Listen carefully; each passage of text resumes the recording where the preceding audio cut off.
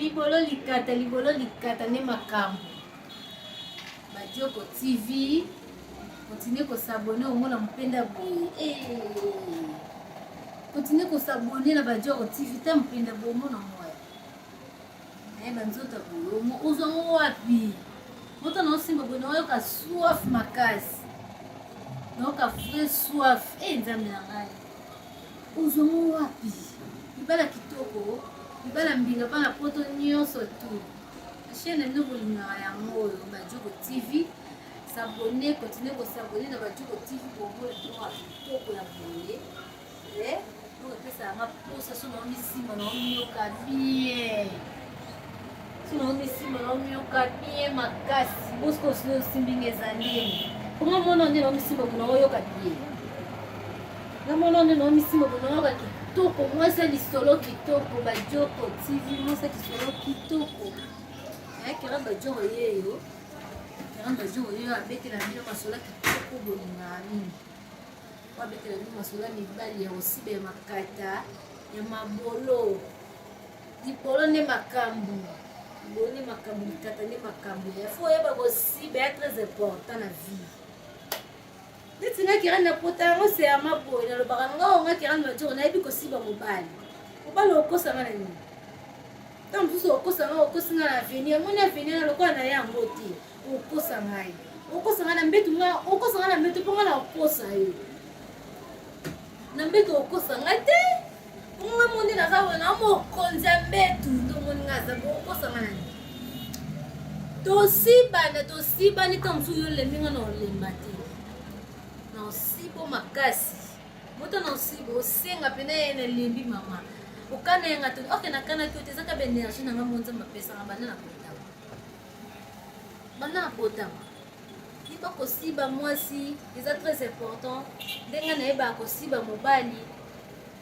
Na milo bela ngamoko félicitations, nzambe merci. Soki nzamba bala lobite na ko masumo kili. Nasa nzambe tozaka mwasi. Zongaka mwasi ko tanga mobali te, tanga mwasi. Naza na libelo, mo libelo. Naza na libelo yo, naza na mpenda boye. Naza boye. Ozo sa mobali te. Yo tende mobali po sala nga plaisir. Da sala nga tout le temps. Naza na libolo, naza na lidusu. Lidusu ne makambu. Duba pede bangunga bato bolo wana sima pamba. Mwa mobala bite, ngai nakoma na aka mwasi. Wa yebi ba valeur a lipolo. Abi ba valeur ya lifuni. Eza mibali musupa lingaka si baka musu na lifuni. Mobali wana linga yeka lifuni. Libolo après yeka lifuni. Alors moi je so ba aussi bon lifuni. Tout le temps pesa mabe. Écoutez biso masoko botongo te biso masoko bozo tango na nzela boye o denda sans sévère OK bo mabezo nga boye mabe o bando o suma mikinza papa o vane na batuka we pou ebimi soni ya mo masoko misko mukinza siba liboso sibanasi desinga lingana ka liboso ni makamo ngalinga osiba ngali poso moto osiba ngali poso no zonga no koma likolo no lo ba nzambe merci libone makambu tumbesko na mobalo ya posiba lokwa banani yo tano Badioko ndaza Continuez à s'abonner aux horaires de vidéo qui toquent, masola qui toquent, mpenda mnene. Moi ça lisoko. Moi ça lisoko. So moni lisoko kilo. Moi ça lisolo qui toque. Moi ça lisolo qui toque ne makambu ya tala. Na bomba tenga lo ba vérité.